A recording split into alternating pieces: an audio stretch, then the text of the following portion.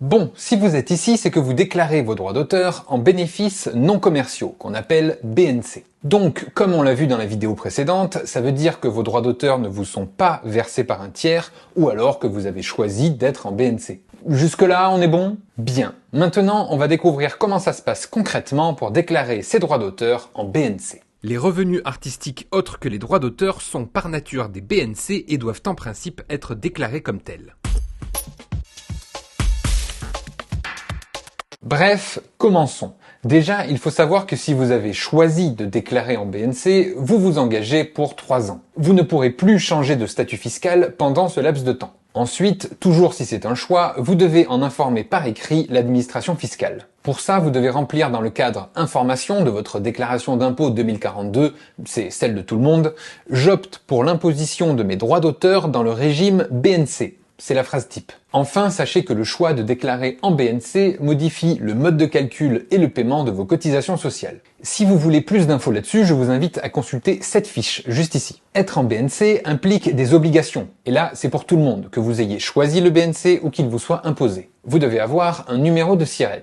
Vous pouvez l'obtenir en vous inscrivant sur le guichet unique de formalité des entreprises, formalité.entreprise.gouv.fr, dans la partie « Déposer une formalité de création d'entreprise » et en indiquant votre branche d'activité, artiste-auteur, pour obtenir un code APE correspondant. Je vous mets le lien du site en description de cette vidéo. D'ailleurs, sachez que sur votre déclaration d'impôt, vous pouvez déclarer des activités multiples, mais vous gardez toute votre vie un seul numéro de SIRET, celui qui vous est attribué. Autre obligation, c'est celle de tenir une comptabilité de votre chiffre d'affaires, ainsi que de vos frais professionnels si vous êtes en déclaration contrôlée. Mais ça, on le verra après. Attention, info importante si vous êtes auto-entrepreneur. D'ailleurs, on dit micro-entrepreneur maintenant. Vous ne pouvez pas déclarer vos droits d'auteur dans le régime de la micro-entreprise. Le régime social n'est pas le même. Maintenant que tout ça est dit, intéressons-nous aux différents régimes du BNC. Il y en a deux, le micro-BNC, sous certaines conditions, et la déclaration contrôlée. Le plus simple, c'est le micro-BNC. Attention, ça n'a rien à voir avec les micro-entreprises. Là, on parle de statut fiscal. Bref, c'est le plus simple, mais il est accessible qu'à certaines conditions.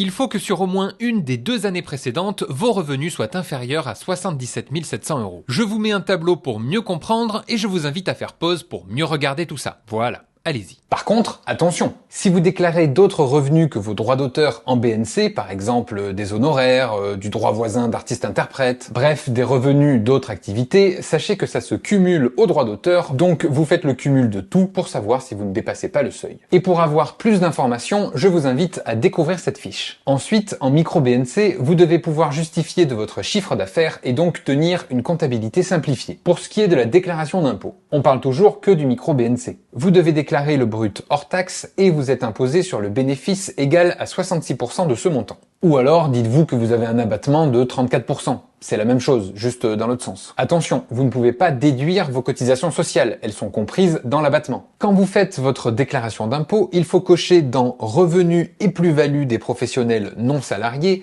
la case Revenus non commerciaux professionnels et remplir ensuite la déclaration 2042 C-Pro sous Régime déclaratif spécial ou micro-BNC. Ça, c'était pour le micro-BNC. Mais maintenant, que se passe-t-il si vous dépassez le seuil des 77 700 € dans les 2 années précédentes? Eh bien, vous sortez du micro-BNC et entrez dans la déclaration contrôlée. D'ailleurs, sachez que vous pouvez, même si vous n'atteignez pas le seuil, passer par vous-même en déclaration contrôlée. Mais ça n'a d'intérêt que si vous avez beaucoup de frais professionnels, c'est-à-dire si l'ensemble de vos frais professionnels et vos cotisations sociales dépassent les 34% d'abattement. Et pour ça, je vous renvoie vers la fiche sur les frais professionnels, juste ici. Parce que en déclaration contrôlée, vous n'avez pas l'abattement des 34%. En gros, votre montant imposable devient vos recettes moins vos charges. Mais pour ça, vous devez tout justifier et donc tenir une comptabilité. Attention, il est fortement conseillé d'adhérer à une association de gestion agréée, AGA ou OGA, pour contrôler votre déclaration. Ensuite, pour le côté pratique, pour déclarer vos impôts, vous devez remplir la déclaration professionnelle BNC numéro 2035. Attention, elle est à remplir début mai, plus tôt que les autres déclarations de revenus, et il faut reporter le résultat dans votre déclaration 2042 C-Pro. Pour vous, celles et ceux qui sont en BNC déclaration contrôlée, il va maintenant falloir comprendre comment déclarer vos frais. Donc, je vous invite à cliquer sur la vidéo correspondante juste ici. Pour celles et ceux qui sont au micro-BNC, vous pouvez accéder directement à la vidéo sur la TVA sans passer par la case départ, c'est juste là.